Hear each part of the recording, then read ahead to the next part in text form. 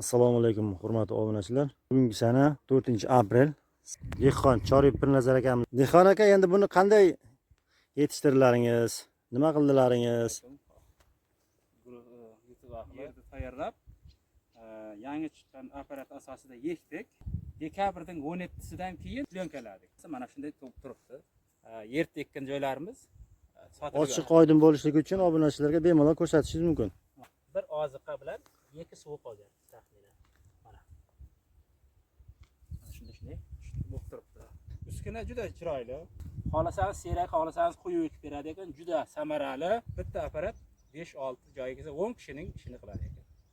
Sinab ko'r. Bir hafta 10 kun oldin ekkan joylarimiz sotilib yotdi. Hali o'z qo'llardan ko'rishlaringiz mumkin. Bu ikkinchi dalamiz. Mana shu Abdulaziz ukamiz. Hurmatli dehqonlar, tomoshabinlar bo'ldi, xudo xolasa. Yulingan-a? Mana bunday chuqurchalar. Bu tayyor bo'lganlari dekabr oyining 20-25larida plyonkalab tashlanadi. Bu joyimiz shunday qumorni apparat tekkamiz. Qancha joy edi? 1 gektar joy bir kunda ekib tashlandi. Qo'lda eksak, uni bir 5-6 kun ekishimiz kerak. Mana hozir xudoga shukr, yeganimiz tayyor bo'ldi, sotuv boshlandi.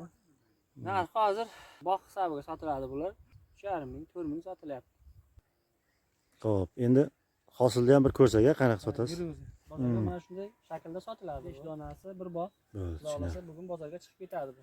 Biz narigi dalamiz sal kechroq. Oyoq Chorib Pirnazar akaning dalasi, bu yer Sherdanov Ilyas bovaning dalasi.